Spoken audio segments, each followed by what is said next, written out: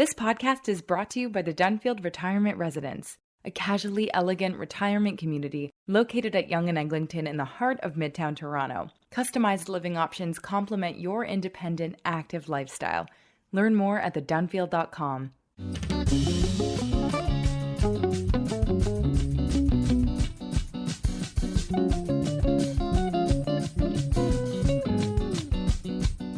We put the post up at 5:55 p.m. on the 13th, and within 20 hours, we had raised $20,000. That's Toba Cooper, a Toronto lawyer and mother of two, whose youngest son, Ethan, was born with a rare genetic disease that affects Ashkenazi Jews at a higher rate than the rest of the world. It's called nemaline myopathy type 2 NEB. It's a form of muscular dystrophy. It's not always fatal, but Ethan, who is 20 months old now, needs round-the-clock care. A machine to help him breathe, a tube for nutrition. He can't walk or talk because his muscles are too weak. There is no cure. Doctors have only known about this form of the disease for about 15 years, and it's so rare, 1 in 47,000, that Jewish couples who want to become parents aren't even being screened for it in Canada. For years, though, you have been able to get tested for Tay-Sachs syndrome and now for Canavan and Gaucher's and a handful of other diseases, and this has helped greatly reduce the number of babies being born with those diseases today. Toba and her husband did get genetic testing, and it came out fine, so their first son was born with no problems. Ethan is one of maybe 4 or 5 other kids in Canada who have what he has. Maybe there are 900 in the whole world. Toba Cooper is looking to help them. She says researchers are working now on a made-in-Canada treatment, and she's on a mission to raise awareness and the money they need to make it happen. You know, Ethan is great the way he is, and we love him exactly as he is. Sorry. But we definitely think that his life could be improved by the treatment or whatever, magic Dr. Dowling is working on. And to the extent that the community is going to support that, I think they're not only supporting Ethan, but supporting themselves. I'm Ellen Besner, and this is what Jewish Canada sounds like for Monday, November the 14th, 2022. Welcome to the CJN Daily, a podcast of the Canadian Jewish News, sponsored by Metropia.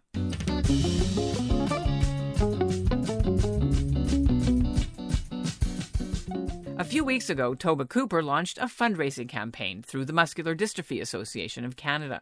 To date, she's raised $88,000, and she's not stopping there. She knows it'll take $1 million plus. Ethan's doctor at the Hospital for Sick Children in Toronto is one of the world's foremost experts on the disease, and he has 3 different treatments in mind to test out in the lab over the next few years, in the hope one of them will work well enough to start clinical trials of gene replacement therapy on patients within the next 5 years.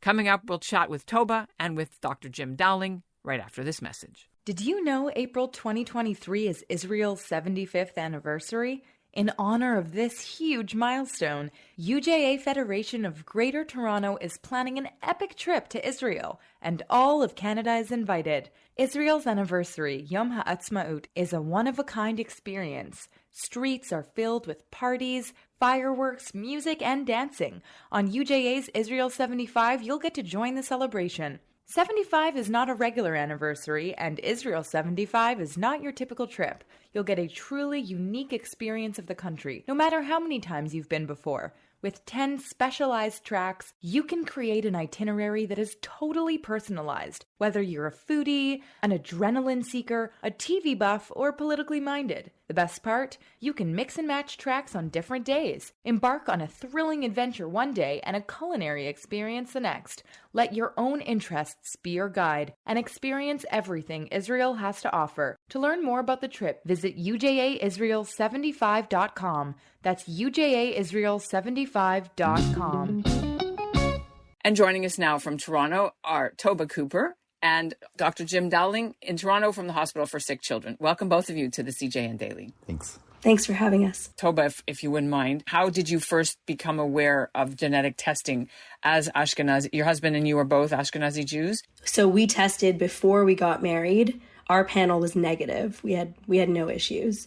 So we had no reason to think otherwise. When Ethan was born, he wasn't breathing sufficiently on his own. He was in respiratory distress. or maybe even failure, because he couldn't sustain his breath without, they used CPAP at first to try to help him with his breathing. And that was immediate. Like, most mothers get to enjoy that moment where baby's put on your chest and you get a good first snuggle. And I didn't get to have that moment because he was whisked away for respiratory support. So we knew right from the beginning that something was going on. He was premature, so we thought, perhaps this was just immature lungs. But as time went on, it became pretty clear he couldn't swallow effectively. He couldn't latch effectively. He had to be fed through a nasogastric tube. And his breathing never sort of improved, at least not in those early days.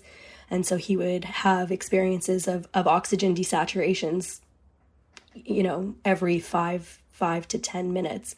And so at that point, we had moved Ethan out of, concern that this wasn't just prematurity, that there was something else going on here, to SickKids, and a geneticist at SickKids who ordered whole genome series. I think that's what it's called.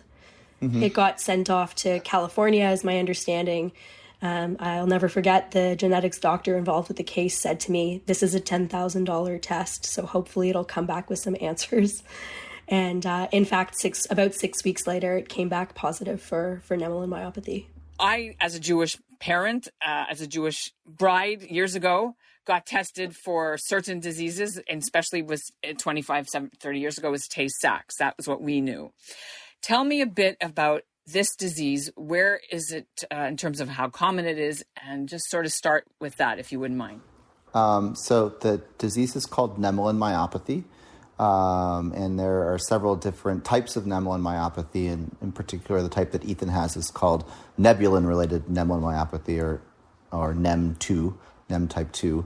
And you were mentioning the idea of specific genetic screening prior to having children based on where you're from and what your ancestry is. And it turns out that there is a genetic change in this nebulin gene that is much more common in Ashkenazim than it is in other populations, though it has not historically been on the preconception screen that has existed for many years, of which Tay-Sachs and Canavan disease, another one that's been on that.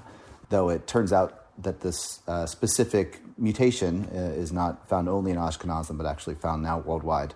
Is this something that's so rare? Can you talk about the numbers? So on one hand, we don't have the exact numbers, which might be why it contributes a little bit to the lack of knowledge, because I think it's probably more common, or at least as common.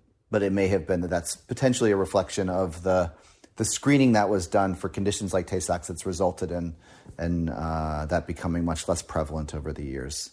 Yeah, I think it's interesting to make to note a bit of a difference between Tay-Sachs, which my understanding is progressive and deadly, as opposed to nemaline myopathy, mm-hmm. which is in a range on a spectrum.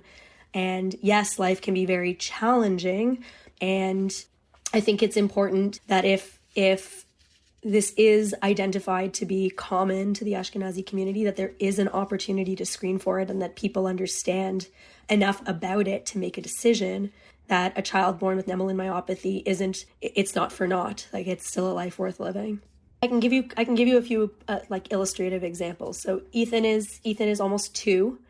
And at Ethan's age, his greatest milestone that he's achieved so far is that he can comfortably sit up on his own without assistance. My understanding is there are some kids with nemaline myopathy that don't reach that milestone. And so they require support just to sit. Ethan is not able to bear weight, which means he can't stand on his own.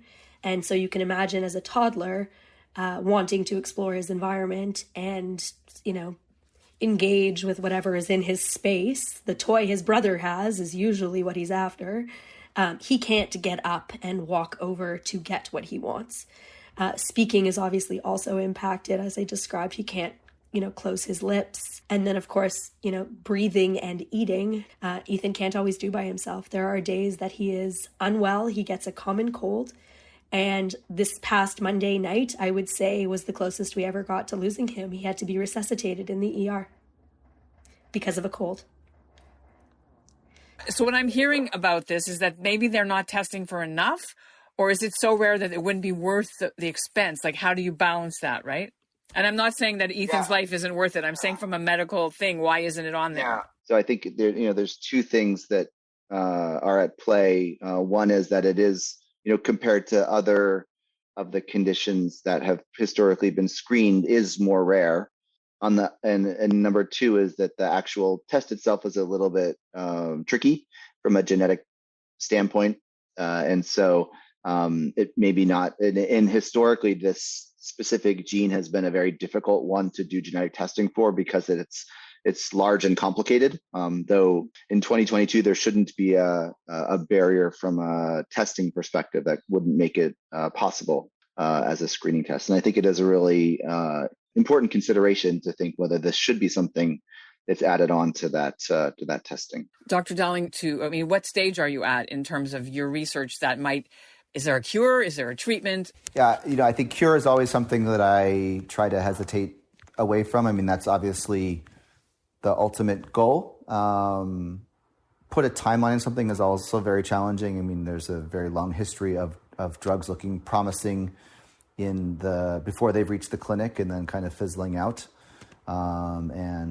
Because there have been no previous therapies for nemaline myopathy, there's the unknown of how you would identify a therapy that would be effective in patients and what that would look like and how you would measure it, and then how much of an impact that would have on the existing the muscles that have existed with nemaline myopathy for months. I can't put an exact timeline except that we're very committed to doing this as fast as we can, and families like Toba and Noah's family are what motivate myself and my team to do this as fast as possible. I mean, we want to do something that will impact Ethan's life, not something that's going to impact future generations, which I think is something that both Toba and Noah would want to support. So going forward, what is the prognosis for Ethan in terms of what do you foresee? Well, our understanding is from Dr. Dowling and Ethan's medical team that this isn't a progressive disorder. And so his tone, which is sort of the most impacted part of his existence, is his muscle tone. And it is what it is. It's not going to change. But he can amass more muscle as he grows, and he can strengthen the muscles that exist. As long as we can keep him moving, and he does physiotherapy 4 times a week, and we can keep him sort of engaged, there's no reason why he can't have a totally sort of typical, if you will, lifestyle. His brain is totally unaffected by the disorder. And so cognitively, he's, I would even say he's a bit of a smarty pants. He has 50 ASL signs, and he can communicate really effectively with those signs. And so we're hoping that between sign language and continuous work on sort of oral motor skills, that he will be able to speak. But his father and I are both lawyers, and we type a lot for a living. So there's no reason that Ethan couldn't turn his brain to a profession in the future where maybe he didn't have to walk and talk, but could use his brain in other very effective ways. And so in terms of what you hope this podcast, this interview does, aside from, of course, adding to the till. Yeah, I mean, I think to your point, Ellen, earlier, I think there's an opportunity here to create a tremendous amount of awareness around the existence of this disorder and its prevalence in the Ashkenazi community. I think that, having Dr. Dowling lend his voice to a suggestion that this perhaps be integrated into the panel for Ashkenazi testing, I think that's a massive opportunity that can be brought forward, in time to the ministry, et cetera, and hopefully be, maybe my next project, something to push forward. Well, I really appreciate you both spending the time and letting our audience know more about this disease. And we'll put all the links to everything in our show notes so that they can learn more and also to donate. Dr. Dowling and Toba, thank you very much for being on the CJN Daily. Thank you for having us. And that's what Jewish Canada sounds like for this episode of the CJN Daily, sponsored by Metropia. Integrity, community, quality, and customer care. Today's listener shout-out goes to Judy Weinberg of Toronto. She wrote in to share a lovely encounter she recently had with some yeshiva students who helped her reunite with a memorial plaque honoring her late grandfather.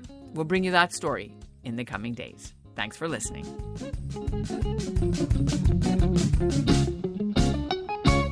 The Dunfield Retirement Residence offers customized living options to complement your independent, active lifestyle. Welcome home. Welcome to the Dunfield. Visit us at thedunfield.com to book a personal tour.